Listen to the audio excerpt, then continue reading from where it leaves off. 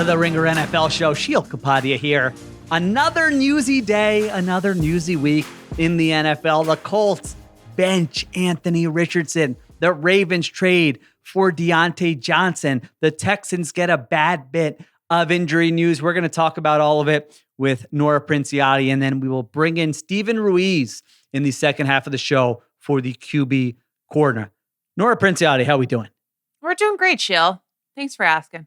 We got some more news today. Our streak is alive. I don't know what we would do if we had to come up with our own topic for the show. Let's hope that we still don't have to do that in the future weeks. But I was surprised and not surprised by this because I didn't think they were going to bench Anthony Richardson. But then I heard Shane Steichen's comments on Monday, where when the quarterback says on Monday doesn't commit to the starting quarterback, I think most of the time that means that a change is likely coming. So, why do you think they did this? Let's start there. Go take us inside the Colts building, your history as a beat reporter, you observing what has happened in Indianapolis, not only Sunday, before that, this entire season. And why do you think the Colts made this decision to replace Anthony Richardson with Joe Flacco?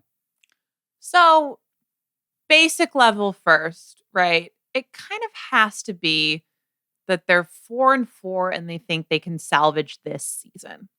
And they think that, whatever cost comes from taking your rookie first round pick who needs development out of the lineup, it is worth it to have a chance to maybe make a run, maybe squeak into the playoffs, make something out of this season. And that could be for a number of reasons, right? We can talk about whether that's a worthwhile thing in a minute, but that can be for a number of reasons. It could be Chris Ballard thinks that that's the way that he's going to keep his job. It could be we've got a whole locker room full of guys who want to be competitive, and if something gets in the way of that, Steichen maybe risks losing the locker room. Maybe it doesn't take a GM or a coach, and the owner is just like, I want to see some wins, and I think this is what it's going to take. It could really be any number of those things. It could be a combination of them. But I think the one thing that feels kind of crystal clear in this is that they're just saying, we think that we have a shot at making something out of this year, and Joe Flacco is the more likely guy to get us there. Yeah, I think that certainly is one explanation, and I think your point is a good one. Let's keep an eye on who made this call. They have an owner there who makes a lot of calls on a lot of things, and we saw that as recently with Jeff Saturday a couple of years ago. We've seen that with other quarterback decisions that they've made. So yeah, you don't know exactly who is making this decision, what group of people are making this decision. So it could be they just think, let's salvage this season. Our best chance to make the playoffs is with Joe Flacco, not Anthony Richardson. It could be that they feel like Anthony Richardson is developing bad habits and his performance has been poor, and let's have him take a step back and he'll get reps in other ways, but in games he's a disaster. Can I tell you the conclusion I've come to? Why? And this is just a guess. This. We're just gabbing, as always. Gabbing. Two people, two friends talking. That's it. I actually think it's because he took himself out of the game. I think that's the number one reason. And for those who missed it, I'm sure if you're listening to this, most of you saw it, but he played in that game on Sunday. He had back-to-back plays. He threw a defensive tackle off of him. He scrambled. He went down, and then he tapped his helmet, and he came out of the game. And Joe Flacco comes in the game, hands the ball off. It was 3rd and long. They were just handing the football off. But Anthony Richardson took himself out of the game in that situation. And we talked about it on Sunday, Nora, on the Sunday night show. And I think this is one of those where the football player mentality is different than the normal human being mentality. I get fatigued easily. I said it Sunday night, your boy went on the treadmill incline, getting that walk in yesterday, and I was tired at the end. Where I can understand someone being tired and, being like, all right, I got to get out of there. But the reaction from players since that happened on Sunday, and to me, it seems like almost universal, the players, who are in the media right now, they've been killing Anthony Richardson for this. He's getting ripped. He's getting ripped. And you don't usually, you see that. Usually it's a little more split, or at least you would have some people defending him.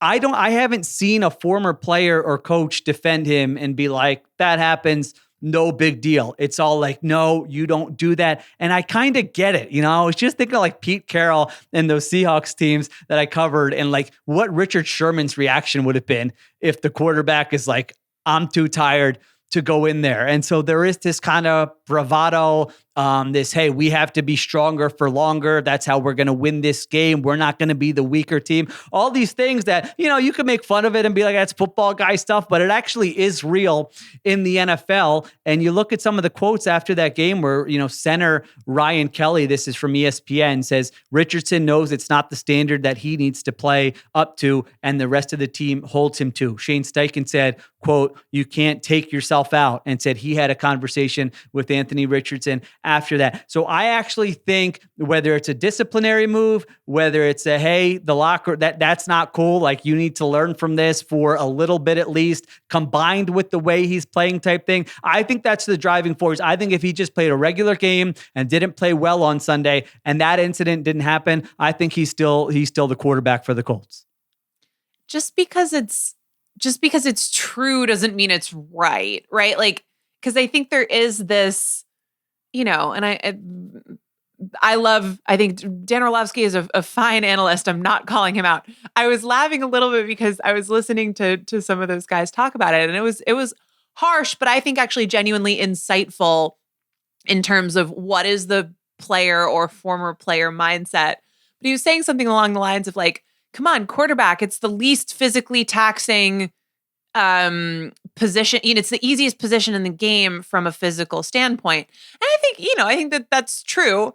There's part of me that's like, Dan, your version of quarterbacking and Anthony Richardson's version of quarterbacking are not the same thing. Yeah. And I think you can, I think we try to think long and hard before just sort of like going for a take. Is this reasonable? Is this possibly something that could have actually given them a better chance to make a good play? If he's like truly so winded, he's not going to be able to effectively do his job. Is it the right thing to do to raise your hand? I don't know. I've never really seen someone do that. He definitely had been involved in 2 very physical plays where he's playing more like a running back than like a traditional quarterback before then. So I kind of see it both ways. But why I say it can be true without being right is I think sometimes we underestimate that football teams, it's 53 guys and a big coaching staff and people with a lot to do, and they're tired and they want to get home. Like, not everybody actually goes to the 200, 300 level of analysis of like, okay, well, he had taken those 2, hits on scrambles right before. Maybe he was tired. Let's think it through. Some people are just getting the A level of the message, which is QB took himself out.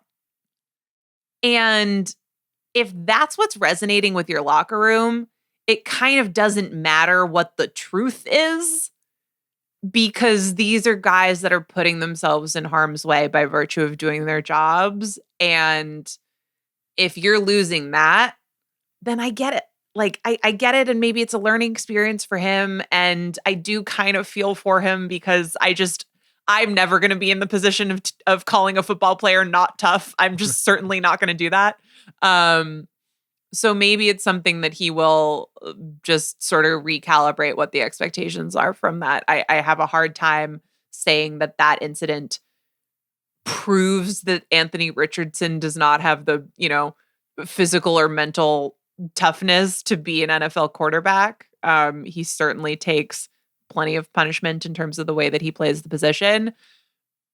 But again, if you lose the locker room, it's just kind of game over. And I think you're right in saying that, like, just seems like that might be what's going on here.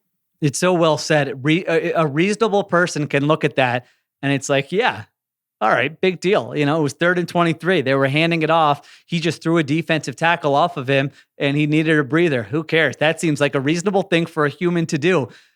These teams, this sport, these teams are like cults when you walk into these buildings. Like, honestly, you look at the sayings on the wall and you look at the team meetings and you look at how coaches talk to players and how players talk to players. Like, the whole sport is built on not showing any weakness. That's like that is the one thing. Like, you cannot show weakness. It doesn't matter if you're the worst team in the NFL and you're losing by 35 points in the fourth quarter.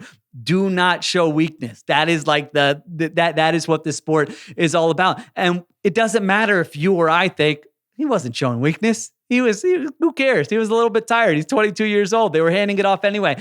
But inside the buildings, and again, I'm going off the player reaction, the coaching reaction we've seen since then, both by his teammates and coaches speaking openly about it, not necessarily ripping him, but letting it be known that wasn't okay what he did. And then the former players who have been inside those buildings with teammates and have been around the sport their whole lives. And I just feel like that probably has something to do with it. Although this was interesting, Nora, because I was saying I had never heard of anyone doing this. And I saw this longtime reporter, columnist in Indianapolis, Mike Chappell, who now covers the Colts for Fox in Indianapolis. He wrote that Jim Harbaugh in 1997, the opener, was sacked 3 times late in the game in Miami. It was 87 degrees. It was humid.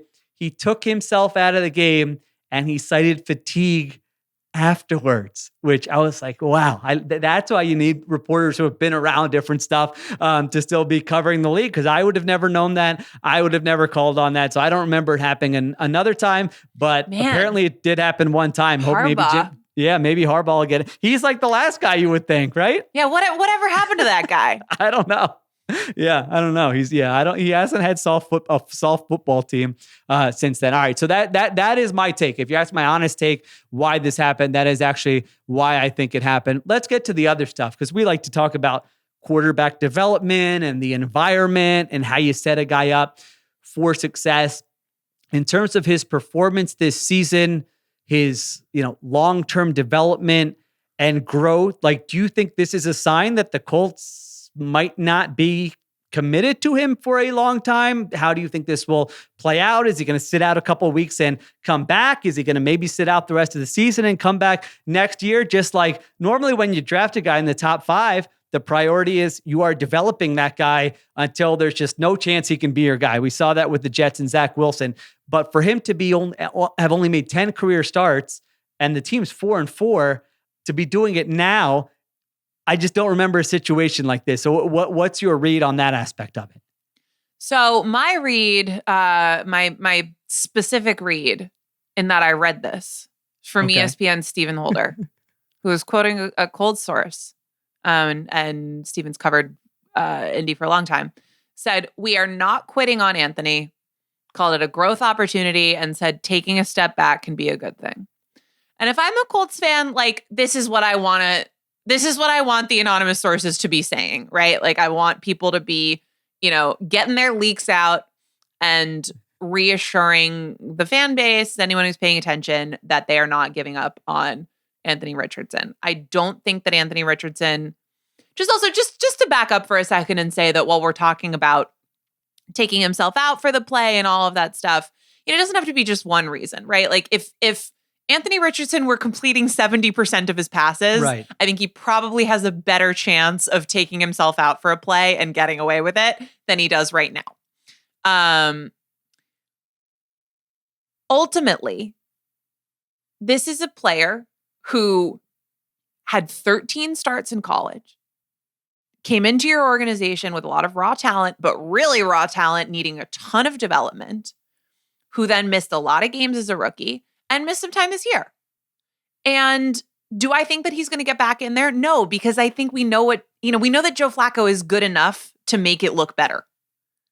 And unless he gets hurt, if they're prioritizing this season, which it seems like they're prioritizing having a chance this year over, the long-term investment that they made at quarterback, I think you start to talk about next year.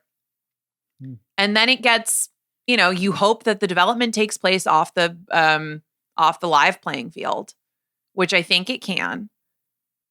But it does start to get a little tentative, which is why I say I think you should want to hear those commitments from as many people as you can. Just because what if Ballard does lose his job?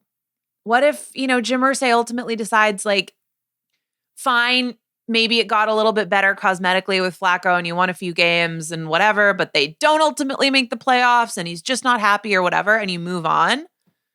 Man, what if there's a new regime, not as committed to the young quarterback, not as committed to going through the development process? I don't think I hope that doesn't happen, because I think Anthony Richardson has enough talent and has shown enough, and given what we know about how little experience he has, that he should be given the benefit of the doubt to be able to develop more with time.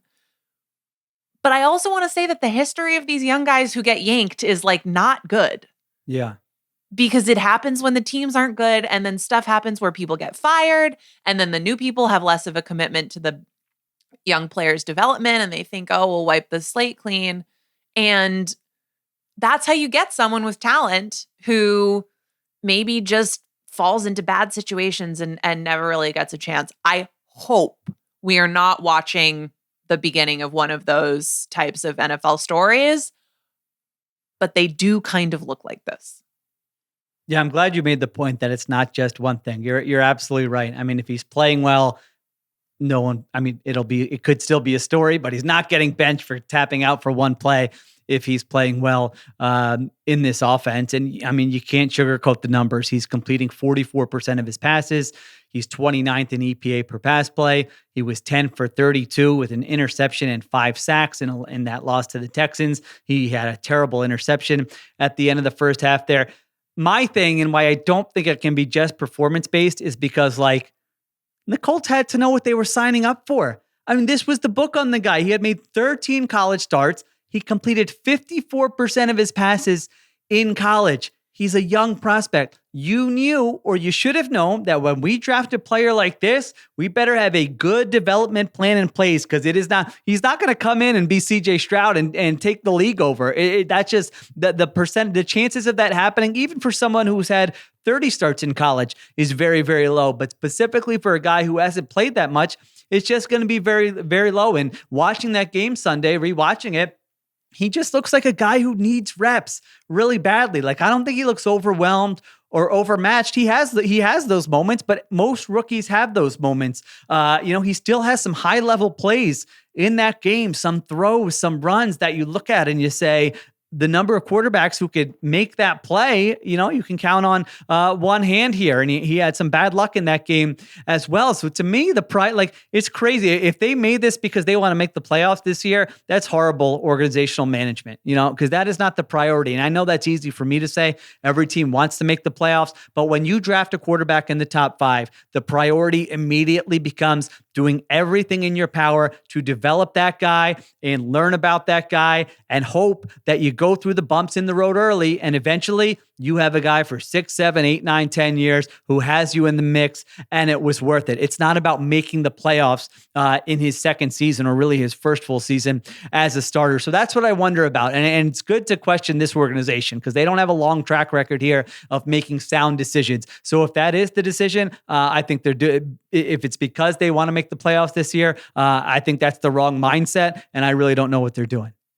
I mean, here's the other thing, is what does Anthony Richardson need to work on in order to get better? You could name a few things, but number one would be learning to take the layups and having a better success rate on those easy underneath shorter throws when they're there. Now, when your completion percentage is one of those stats. I think we've talked about this before. When people say lies, damn lies, and statistics are the 3 types of lies, they're talking about completion percentage. That said, 44 is bad.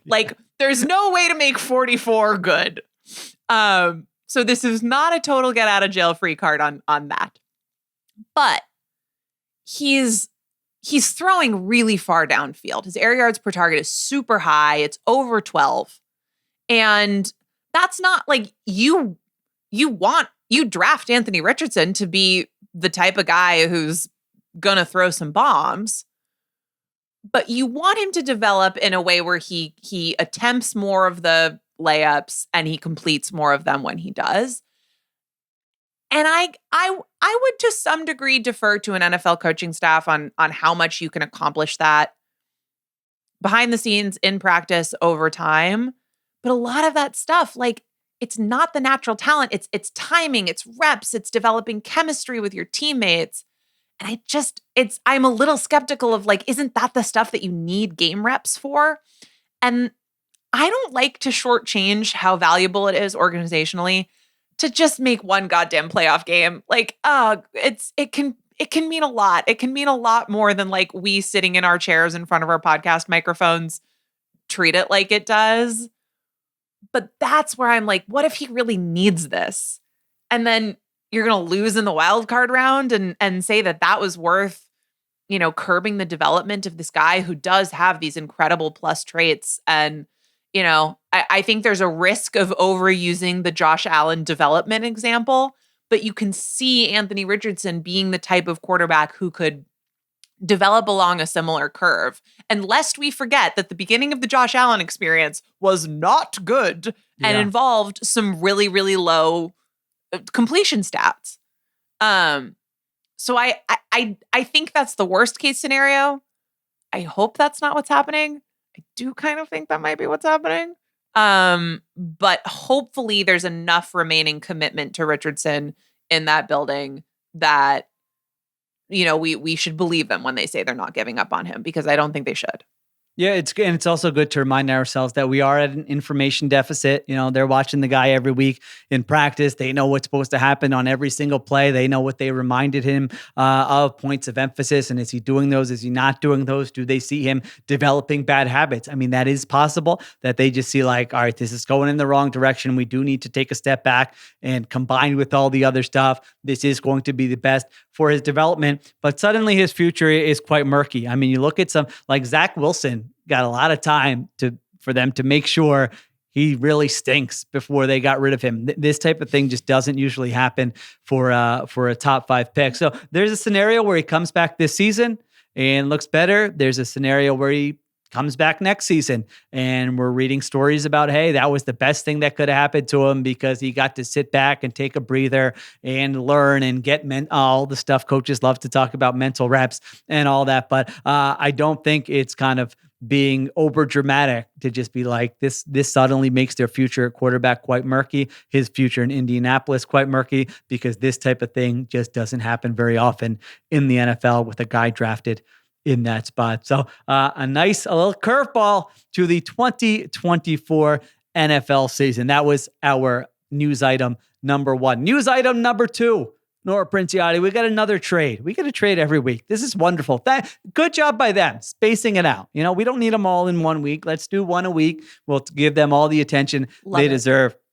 The Panthers trade wide receiver Diontae Johnson to the Baltimore Ravens. Per Jeff Zrebiec of The Athletic, the Panthers get a 5th and the Ravens get Johnson and a 6th.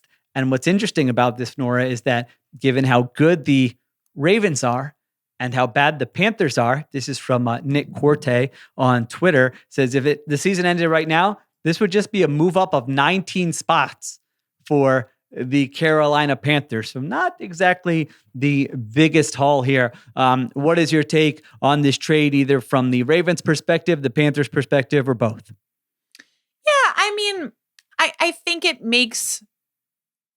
ultimately makes sense for both sides. Like, the Panthers aren't going anywhere this year. Diontae Johnson, they weren't going to re-sign him. And Baltimore, you don't necessarily need it. They're already first in passing DVOA, but you can look at that offense and go, okay, it would be nice to have more wide receiver help. In particular, getting a guy whose specialty is going to be, getting separation especially against man coverage. They get so much single high because of, the fear that Lamar Jackson plus Henry put in defenses. This is a guy who's really set up to take advantage of those opportunities when defenses play them that way. And so I like the fit. And at a certain point, when you are a rebuilding team like the Carolina Panthers are, sure, this is a guy who's not part of your long-term future. Get something rather than nothing. Now, I will say it seems more and more like the something they got is like pretty close to nothing. So They're taking on salary too. Yeah. From Jeff Zrebeck that the Ravens will owe him just $625,000 the rest of the year. So it's underwhelming, I would say, from the Carolina perspective, but still fundamentally, you want to be getting draft picks in, players who aren't going to be a part of the future for you out, and then for Baltimore is where, if we want to say who won the trade, I think it's the Ravens. Yeah. Diontae Johnson has 30 catches for 357 yards. In 7 games, he had some productive games for sure for Carolina this season. Last year, he had 51 catches for 717 yards. So for the Ravens, it's so low risk for what we just said. They're moving down 19 spots in the draft. They're not paying a lot of money here. It gives them another pass catching option. To me, it's like almost an insurance policy. Like you mentioned, it's not like they need Diontae Johnson right now. Their passing game is looking good. Their offense is looking really good, but a lot of things can happen between now and when you play in a big playoff game, and there could be injuries or whatever. So it's a bit of an insurance policy there. I will say this, I'm not going over the top with oh my gosh, steal, home run, because it feels like there's something going on behind the scenes with Diontae Johnson, right? I'm glad you brought this up. I mean, this is the second time since March that this player has been traded for a paltry return.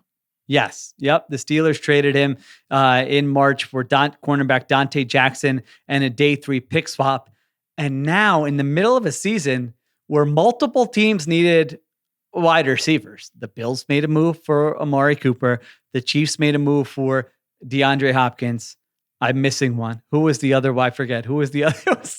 There was another wide receiver trade that was made, I feel like. The Bills. Devontae Adams. The Jets. Yeah. Devontae Adams, Amari Cooper, and DeAndre Hopkins all get moved, and Diontae Johnson available gets you a 19 pick swap, and you have to pay part of his salary. So again, I don't like having those conversations because there's nothing concrete about Diontae, but we can say pretty definitively that the market is what the market is. I mean, everybody in the league knew he was available. This guy's name has come up for weeks now in trade talks. Everyone knew he was available. This was not a surprise. The Panthers could have called all 31 teams and said, what is your best offer for this guy? And presumably this is the best offer they got. So it could work out great for the Ravens, where we are laughing in January and saying, oh my gosh, Diontae Johnson, look at him having this big playoff moment. It also could not work out at all. But the reason I like it for the Ravens is because it doesn't matter. I mean, they can literally release him and they barely gave anything up if it doesn't work out.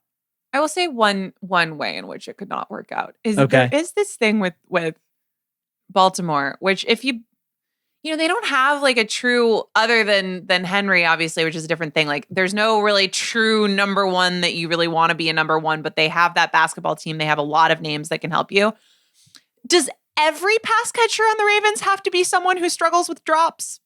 Yeah. Does every single person have to conjure up an image in my mind of a 3rd and 10 where Lamar scrambles and, has a pass on the money, and then it just boings off the hands. Yeah, I remember that playoff loss to the Titans. That what was that, 2019? I think they had 6 drops in that game. They've certainly had drops since then. Heck, they had a drop this last week against the Browns. Rashad Bateman, the sun got in his eyes there on an incredible play by Lamar Jackson, or who knows how that sun really does get in your eyes sometimes. Sun's pesky that way. Yeah, listen. Yeah, they can't wear sunglasses out there. So what are you going to do? So, you're right. There could, it is sort of a weird group of pass catchers, but it's also a more talented group of pass catchers than he's probably ever had. So I certainly get it from Baltimore's point of view. All right, that was news item number 2. And our last one, number 3, Stefon Diggs tears his ACL and it's out for the year for the Houston Texans. Nora, where are you on the impact this has on the Texans? How you feel about the Texans overall? What are we going to see from the Texans the rest of the season here? This is awful of me, but I'm going to tell you what my first thought was. And I'm so I never celebrate an injury, and that's not what I'm doing here. But I'll tell you, my first reaction was I think this is going to help Josh Allen win MVP. Oh, Okay. This is so free associative, but I'm just speaking my truth. I flashed forward immediately to Diggs got hurt, didn't do a lot in Houston, and look at the Bills, look how well Josh Allen's played. Just in the name of honesty, that was my immediate reaction. I don't think it's insurmountable. Obviously, they've had a lot of health issues in that receiver room. I do think that it feels like we're getting season from hell for the Texans offense. Feels too strong, but that unit came in with so much hype and a lot of optimism, and it feels like between injuries, some of the schematic shortfallings, that's sort of not what this year is shaping up to be. And I think it's always an interesting moment when you take one of the kind of like hot young teams that everybody wants to root for and deal them a bad hand, deal them a season when a lot of things don't break their way, and find out what happens. And I'll be interested to watch how this one plays out, because it feels like that type of year. Yeah, they're 6-2. And if you would have told us before the season, hey, they're going to be 6-2, and they would have already, they didn't have Nico Collins they haven't had him for, you would have been like, oh, that's great. Wow. They overcame adversity and now they're ready to go. But I feel like you do. I mean, Stefon Diggs has had 47 catches for, this surprised me, 496 yards. He's 18th in the NFL in receiving yards this season, which I did not realize until I looked it up. It did not feel that way. It doesn't feel that way. They haven't had Nico Collins. They're not going to have him for at least one more game. And to your point, they're 20th in offensive DVOA.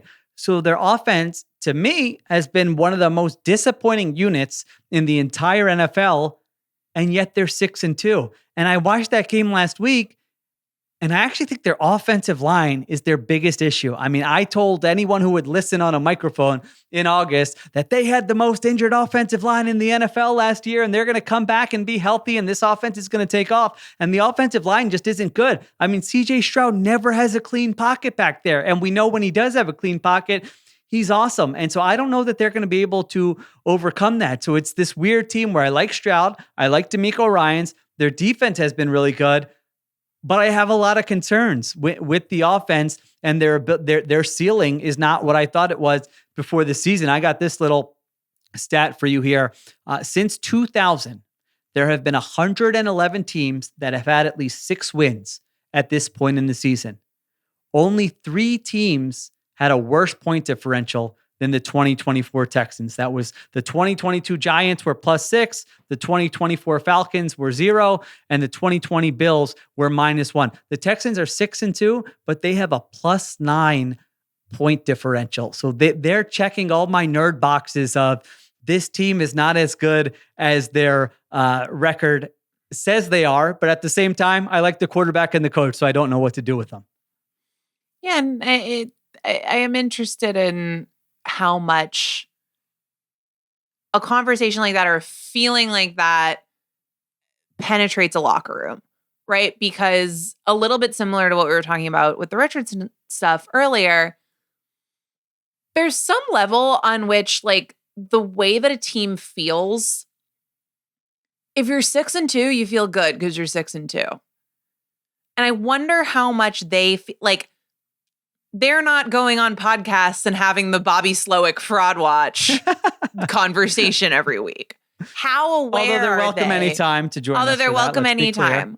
But like, to what extent does that feeling of like, oh man, we're winning these games, but we don't, it's not that easy to move the ball. Feels like it should be better out there given the quality of the quarterback play. With the defense, this could really be something, but it's a little more tentative, a little bit more by the skin of your teeth than you want it to be. Like, sometimes teams feel that way when it is that way, and sometimes they don't. And like, that doesn't have, I don't know that has that much to do with whether or not it all evens out in the wash, but it just like, it contributes to what the feeling is.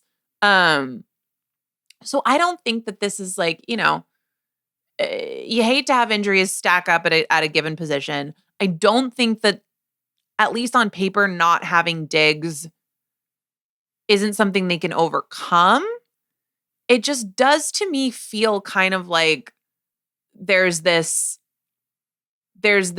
sort of like we're pulling Jenga blocks out from this offense, and maybe it's a little bit less stable of a tower than it looks from afar, and it makes you wonder if it comes crashing down. Yeah, before the season, you would have thought they can withstand a wide receiver injury. That's why they made this move. Hey, they're deep there. And maybe they get Nico Collins back, and maybe it looks a lot different. Yeah. Again, my concern is with that offensive line. If they can get that to just be a more competent group, I think a lot of these problems get solved. But we're going into week 9, and we have not seen that so far. All right, those are the news items. That was the great Nora Princiotti. Talked about them all. That was a lot of fun. We will take a break. We will come back. We'll do a little QB corner with Steven Ruiz. All right, we're back on the Ringer NFL show. Sheil Kapadia still here, joined by Steven Ruiz. Ruiz, we talked about Anthony Richardson on the Sunday night show. I just talked about Anthony Richardson with our friend Nora Princiotti. Big news today that he gets benched for Joe Flacco. Before we get to the QB corner, which we do every week here, I just wanted to kind of follow up on our conversation from Sunday night, because you had the take Sunday night that when I rewatched the game, I'm like, Ruiz was right about that. This was not as bad as the numbers indicated there. So what was your reaction today when you heard the news that Richardson is being benched for Joe Flacco? Yeah, I mean, they kind of prefaced it by saying it was definitely not about him tapping out of the play, but that makes me just believe it more that he was, because when you do watch the tape, it's not like the accuracy was the problem there. I do think you could quibble with some of his decisions to throw, but the ball was generally getting to its target.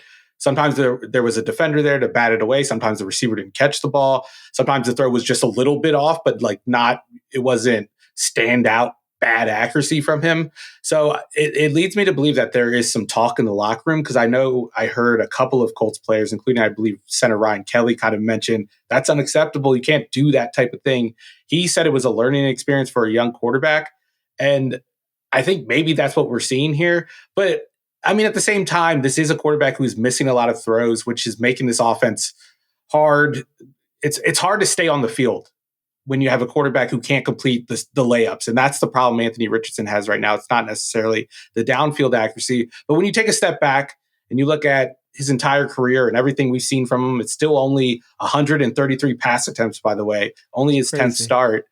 But you compare him to the other first-round picks who've only gotten through 10 starts, and it's not like it's bad. It's more like middle of the pack. He's not down there with Zach Wilson. He's not down there with, trying to think of the other bust, Jamarcus Russell, in terms of EPA per dropback, which I think is the best measure of just total quarterback play. Success rate is a little bit lower than you would like to see, but it's still not down where you see the obvious bust. So I do think it is a quick hook by the Colts if this is a long-term thing. If it's just hey, man, you can't be tapping out of games like this. We have to answer questions in the locker room about this. Then I get it. But if it's we're done, we're going to have a new quarterback next year, we're going to try to draft another guy, this isn't our quarterback of the future, then I think it's way too early for a player that's this talented. Yeah, that was my take with Nora. I'm with you. It feels like it's more about sending a message or disciplinary or locker room stuff more so than the play. Not that the play's been good. I mean, the play, it hasn't, but it's like, what did you expect? You know, it's sort of like you kind of knew what you were getting into. And to your point, he started 10 games in his career and he's 22 years old and he started 13 games in college. Like, didn't you have a plan when you were drafting the guy that you know, some development plan that, hey, there's going to be some bumps in the road? And it's just like, it's highly unusual for a quarterback that you draft in the top 5 after 10 starts when the team is 4-4. And like you said, I just felt the same way watching that game where I thought, all right, yeah, there are some misses here. All right, I didn't see that free rusher coming from the left. All right, that's a bad interception. It's normal rookie quarterback-ish type stuff to me. And I still saw the highs. I mean, there are 5 plays in that game where you're like, this is if you get more of this, you really have somebody here. He's still so dynamic as a runner. He's literally throwing a defensive tackle off his back. He's making throws, the touchdown throw to Josh Downs. Like, that is a big time throw right there. So yeah, that's why it's a little peculiar to me. I'm sure we'll get more information as it goes on, but I don't know. What do you like think of this offense now? Anthony Richardson goes out, Joe Flacco's in there. I mean, I kind of think they're kidding themselves if they think all of a sudden this is going to solve all their problems. Yeah, if you look at their success rate with Flacco on the field versus their success rate with Richardson on the field, it's pretty much even. It's around 37% in both ways. And that's not because of the pass game. Flacco has been a much more efficient passer.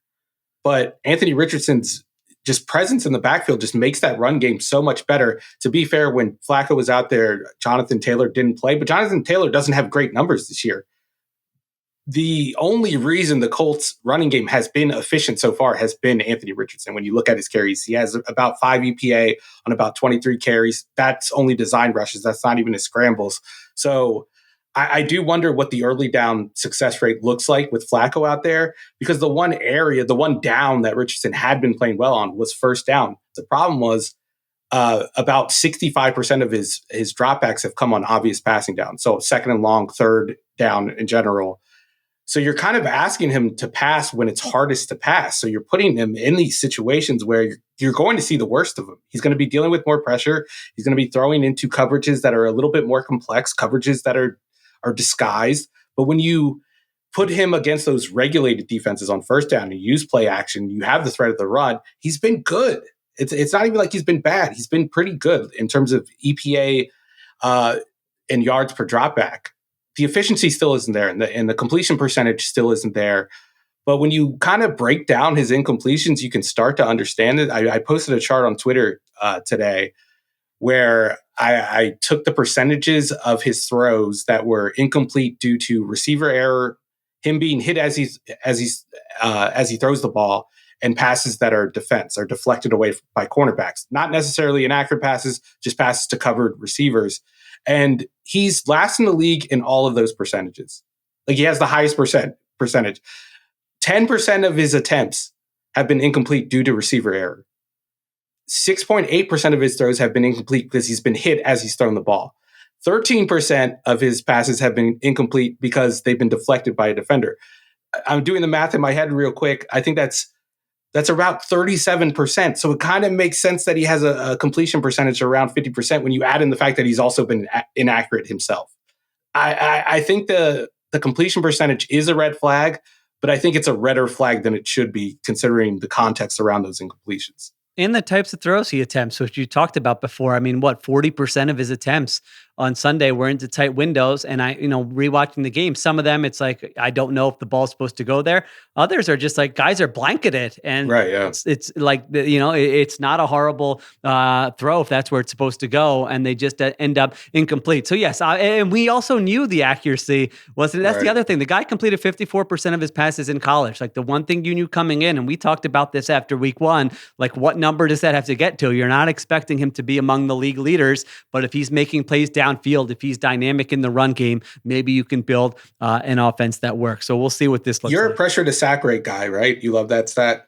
I mean, I like it. I like it. Okay, this is an amazing stat to me. On early downs, on run downs, so 1st and 10, 2nd and less than medium, he has not taken a sack all season.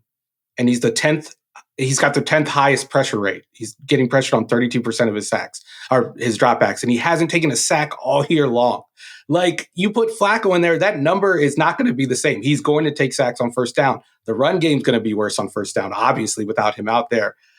I know it's easy to look at Joe Flacco's passing numbers and compare him to Anthony Richardson's, but you also have to factor in the opponents they played. Joe Flacco got to play a full game against the worst pass defense in the NFL. Anthony Richardson has played the Texans twice. He's played the Packers. He's played the Steelers, and he did well against the Steelers. Joe Flacco did well against the Steelers too. But every defense he's gone up against has been a top 10 defense. The Bears are another one. Flacco has played his games against the Jaguars, so I feel like even a comparison of their on-field, off-field splits is kind of unfair to Richardson.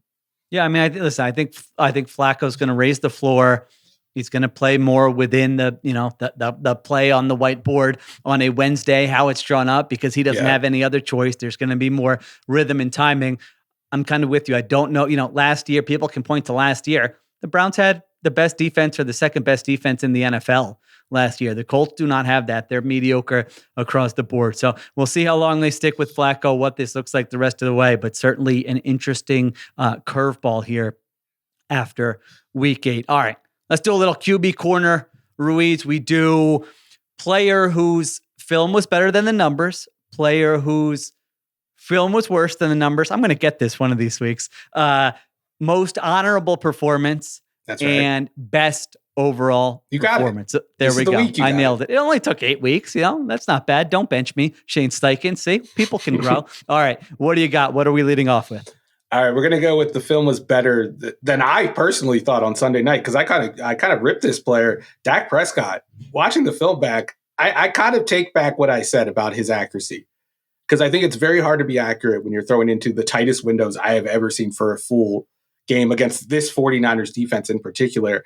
I thought this was just a bad showing by Mike McCarthy, and it really showed the lack of creativity in his offense, especially with the motion. That's the one thing I really picked up on in this game was it feels like they have a high motion rate, but they're doing motion just for the sake of motion. And we've seen all these other offensive play callers, the top guys in the league, get more creative with motion, where it's not just like a coverage tell or, oh, we're going to create this matchup. It's like actually providing a physical advantage for the receiver.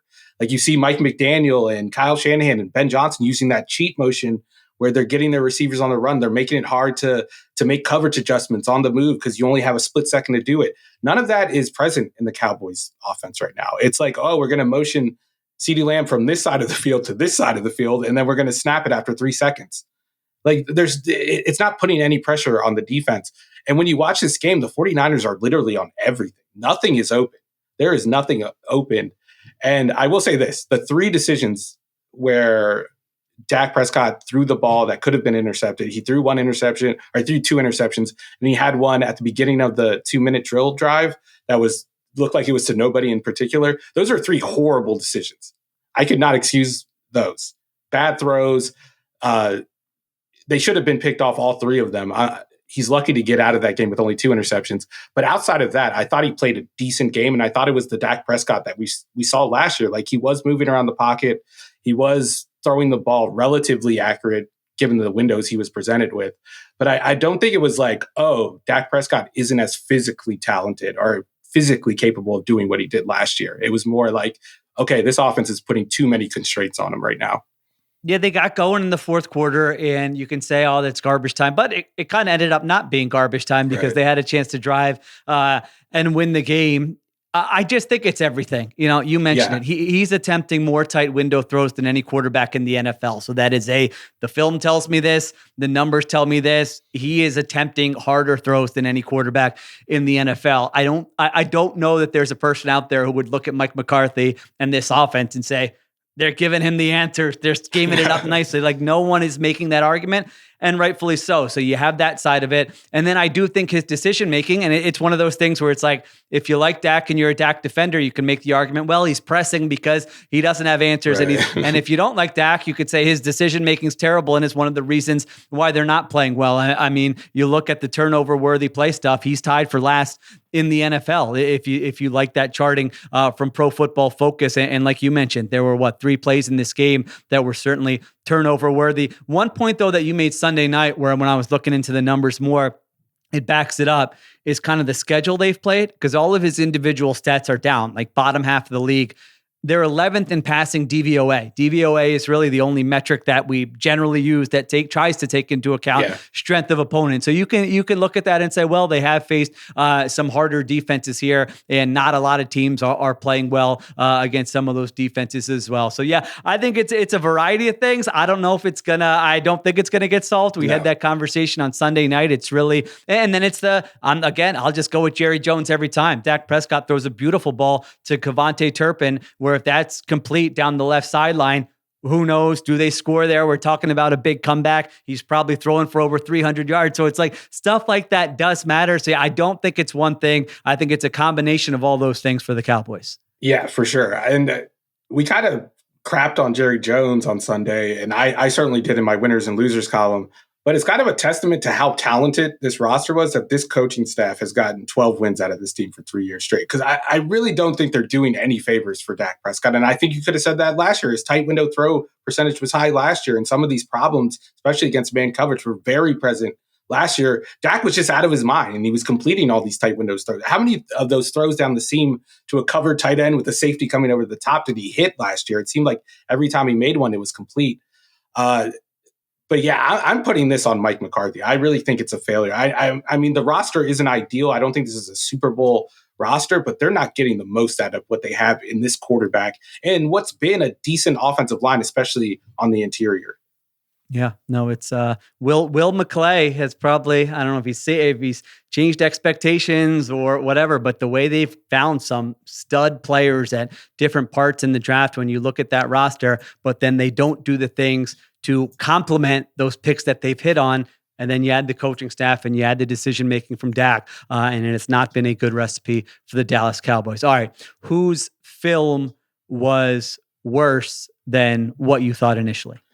I'm going to go with Russell Wilson. And honestly, it was just tough to kind of pick a quarterback this week. I feel like every quarterback's performance was kind of represented by the box score. But I think the idea that Russell Wilson is quote unquote back after completing a couple moon balls, I think it's a little premature.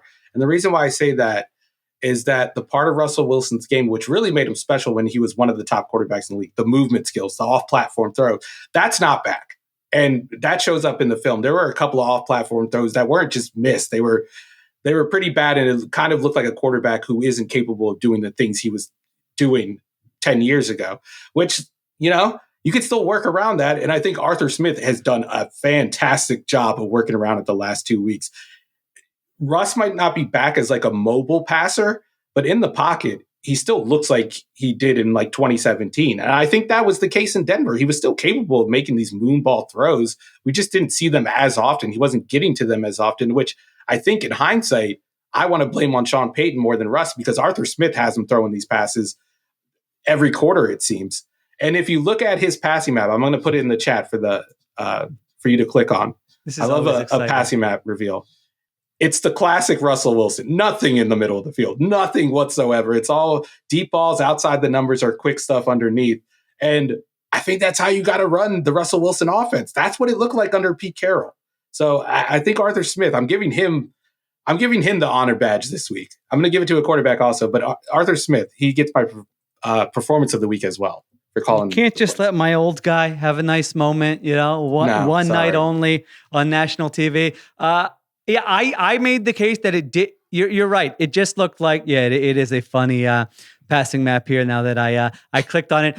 It looked like a little bit like old Russ, but not vintage when he's creative. But certainly I think this did look different than the guy in Denver. Maybe you're right. Maybe they just weren't getting to this stuff as often, but just like, I don't remember him even having a game like that. Maybe he did and I forgot. That's fair. In Denver, where I was like, oh, okay. Like this would look like this was an actual offense, like they had 19 plays of 10 plus yards in that game, which is the sixth most of any team in a game this season. Like they were picking up a lot of chunks. It wasn't just like those 2 plays that go for 40 yards or whatever. And that was nice downfield accuracy. And this is, George Pickens and kind of it's not the most star-studded group. And so it looked better than it has with Justin Fields. That's for sure. The last 2 games just statistically have been their best performances offensively all season long. And so, I don't know what's sustainable. I think there are going to be weeks ahead where we're going, all right, he doesn't have it. But I honestly, it's a matter of expectations. I didn't even think like a night like that, a game like that, even though, again, he's not throwing for 350 and it's not like the most efficient offense in the NFL. I just didn't think there was going to be a night where it looked like that at all. And so maybe I was getting a little sentimental as someone who covered the Seahawks in 15 and 16, and he was really good, those years. And it was like, that guy's like, I just thought that guy was gone. And so for him to have that night with this Steelers offense, I thought was pretty impressive. But you're right. Even digging into some of the numbers afterwards, I mean, among week 8 quarterbacks, he was 22nd in EPA per pass play. He was 23rd in success rate. This wasn't like a juggernaut of a performance. It was just it exceeded my expectations for what I thought Russell Wilson was going to look like in Pittsburgh. Yeah, this is more of an indictment of Sean Payton and how he was calling plays last year. And not to take anything away from Sean Payton, I think Russell Wilson is a very hard quarterback to call plays for. And Sean Payton has a very he's crafted this offense over years and it's been successful. So like, why would I change it for this guy who kind of stinks over the last couple of years? So I kind of get it from both sides. But yeah, I think there are still some concerns with Russell Wilson in terms of washedness, but he still has that deep ball. And as long as you have that deep ball, you can build something around it, especially with a good offensive mind. I think Arthur Smith got a lot of crap, mostly because of Kyle Pitts' usage, Bijan Robinson's usage last year, and the fantasy guys weren't excited about it. But I do think this guy knows how to draw up a shot play deep. And when you have a quarterback like Russ who can put air under the ball and still have a precise throw, I think you can get something out of that. Yeah, there's going to be limitations. He's going to take sacks. He took 4 sacks in this game. He's not going to target the middle of the field offense. So can you build an offense that works around those limitations? And their defense is good. They got another big special teams play. So we know kind of the way they're going to want to play here. All right. Do we do most honorable or best? What do we do first? Let's do honorable first. Okay. All right. I'm going to give it to Kyler Murray because Kyler Murray made some of my favorite throws of the week. And what I think is different, because I think you brought this up a couple of weeks ago when we were talking about Kyler Murray, like he does get off to these hot starts and then he fades over the second half.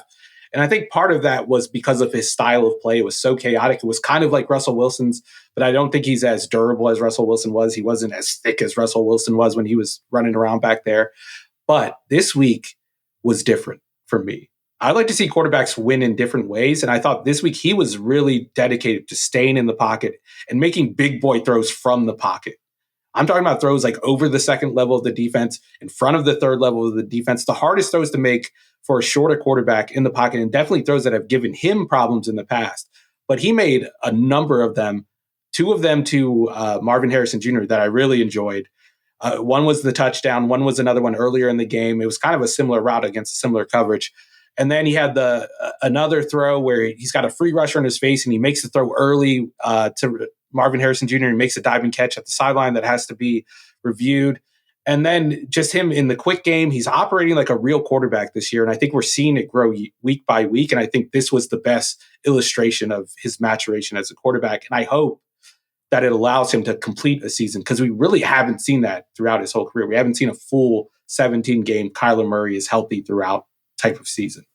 Yeah, that's kind of how I feel about him. We've seen the highs, we've seen the stretches before, and he played a great game on Sunday. I mean, 26 for 36 for 307 yards, 2 touchdowns, no interceptions. I thought the 0 sacks number was a big one because you're right. He operated from the pocket, but there were also times where there were free rushers, and his ability to just like I know the twitchiness is like the draft term that they like to use, but to me, he like epitomizes that because it's just like in a flash, that free rusher's coming. He escapes even his 1 touchdown pass. He did that, and there were other ones as well. So he just like allows for sort of a margin for error where things don't have to be perfect and he can still create. So when he can put those 2 things together, we know how talented he is as a thrower. When he can put those 2 things together, I think it looks like it looked on Sunday. He moves like a cartoon character, and I mean that as a compliment. Yeah. I swear. He really does. It's like a cartoon mouse that you're trying to tackle and you just can't do it. And I feel like he's gotten a better sense of what he can and can't get away with, and you're not seeing them get caught in those situations nearly as often. Now, I want to see how that lasts because players do get banged up. Even if they don't get hurt, they get banged up and their legs aren't what they were at the beginning of the season. So we'll see how this ages. But right now, this is the best I've ever seen Kyler Murray play. And I think he looks like a bona fide top 10 quarterback. Yeah, he's right there with the metrics too. 10th in EPA per pass play, 10th in success rate. Seems to be coming on a little. Let's see if he can put it all together here for the rest of the season. All right. Last category. What do you got for best quarterback performance of the week? I'm going with Justin Herbert, who did earn the highest PFF grade this week. But this is a bit of a legacy award because we didn't get to do this segment last week, and I think he should have earned it last week. So I'm kind of giving him the benefit of the doubt. I think you can make the argument that Kyler was better. I think you can make the argument that Josh Allen was better. But I'm going to give it to Justin Herbert. And I'm also going to give some credit to Greg Roman. I know that's surprising. Yeah, what? I know. Oh my gosh. Okay, let's hear it. I'm mad at myself. He's kind of made Herbert into a bit of a system quarterback on early downs. Like we're getting a lot of play action, and it's replaced running plays. Thank God. We don't need any of those 3 yards in a cloud of dust plays anymore. But they're running a lot of play action that is making good use of this arm that the Chargers have kind of neglected over the past couple of years. I know we've talked about it throughout the past couple of years that his ADOT has been kind of low. Some people have said he's been too quick to throw a check down and all that. We haven't seen the downfield throws, but the last couple of weeks we've seen a number of them. And Herbert's ability to make them has just been so much fun to watch. I mean, this doesn't look like a Jared Goff offense, but the play calls are similar to that. But you're seeing this alien quarterback make these throws that I don't even think you could draw up for other quarterbacks. Like, he's not throwing like the typical 15-yard corner. He's throwing like a 25-yard corner or like a 20-yard dig route. And it's just so much fun to watch. And I hope they just keep running this offense. And I'm so surprised that it's been Greg Roman who's unlocked this quarterback that we really haven't seen since his rookie year. 45% play action rate on Sunday, which really they had some ugly ones in there where they were trying to set up some screens and stuff on early downs that he just had to dirt there. But physically, he looks all the way back. You know, he had the injury in August and the first few weeks of the season, whether they were protecting him or he just wasn't all the way back. He had that scramble in this game. I don't know. I haven't looked at like the next gen stuff, but that looked about as fast as he's run in a long time. He took off for a huge gain. He had the touchdown pass on the left side where he's kind of rolling to his left and just throws an absolutely beautiful ball to Ladd McConkey there. So what did you think of his demeanor in this game? I know this isn't X's and O's, but did you notice that he was a little like, I don't know if it was because they had that kind of dirty play on him where Bradley Bozeman, I forget the guy who was kind of twisting Herbert's leg, but they had that. But then even like after his touchdown pass, he was doing a little like nodding his head and had a little something to him where it was just so weird to see. I don't know. Maybe Jim Harbaugh is getting to him. Yeah, I think you've seen it more often this season too. And it's kind of coincided with him being a little more willing to go outside the structure of an offense and scramble and make sidearm throws and make throws out of the pocket and take off on 40-yard runs like he did. And he tried to run over Tyrann Mathieu at the end of that run. He didn't go out of bounds. And I think he said after the game, yeah, I'm probably going to watch that on film and be like, I should have slid there. But if it's going to fire up the sideline, I'm going to do it. So I think it kind of speaks to what you're talking about. I think it's a concerted effort to be more of a leader and to fire up his teammates. I think that's been a criticism of him in the past. I don't know how fair it is. I don't know how much that stuff matters, but it is something that I have noticed, and it's something he's doing more often of. But if he does, if it is tied to him doing more stuff out of structure and being a more creative threat, I think it's just going to make his game a lot better than it already is. That's what I want. I mean, when I watch this guy as a rookie and after 2 games, I'm like, he's the next best great quarterback in the NFL. And then there's just been so many twists and turns in the seasons since then. Like, I like him at his best. I know you were saying kind of systemy, but when the physical tools are on display and you're like, all right, I know he can do some of these things that other quarterbacks cannot do, and he's doing them in this game. When I get frustrated is when you watch a game and he's not doing that, and that's part coaching and part him always wanting to do the right thing and being a little robotic. So if there are ways to kind of pull some of that creativity out of him, because he doesn't turn the ball over. Like it's not like when he decides to do something, he doesn't have any bozo in him. Basically, he might be the least bozo quarterback. Yeah, he needs I need a little bit, like, test your bozo out a little bit. Like, I would want to get to a point where it's like, do something crazy. Just see what you're capable of, because that's in there. And sometimes it doesn't show up when he's playing there. So yeah, the last 3 weeks, I would say they've opened it up a little bit more. They've let him do more. And he certainly played better. Their offense has played better. If you want to hear about Ruiz and I yell more about Justin Herbert, make sure you listen to the Sunday night show. That was fun. We got into it there as well. All right, Ruiz will have the quarterback rankings on theringer.com. Are we and no big change? I thought Lamar was fantastic this week, by the way. Yeah, Lamar was good, so he's going to hold on to the top spot. There's no major changes at the top. I back you on that, by the way. I don't know how much heat you're taking from that, but I think Lamar Jackson has been I think I said this to you when we were together last week and you were talking about it. I'm like, he's been the best quarterback in the NFL this year. It doesn't mean I would want him over Mahomes for the rest of the year or the next 10 years. I'm not saying that, but if the exercise is like, hey, we're heading into week 9, who's been the best quarterback, I do think it has been Lamar Jackson. Yeah, I haven't heard too much blowback about that, only from Chiefs fans. And if I was a Chiefs fan, I would complain about it too. I wouldn't you. Of course, my guy's the best. He's the freaking best ever. There you go. All right. I love it. All right. Check those out on theringer.com. Thank you to Stephen Ruiz. Thank you to Nora Princiotti. Troy Farkas producing. Appreciate that. Additional production supervision by Connor Evans and Arjuna Ramgopal. If there is breaking news, more trades, then we will do a breaking news pod this week. Otherwise, we will be back later in the week previewing Week 9. Until then, I'm Sheil Kapadia. Thank you for listening to the Ringer NFL Show.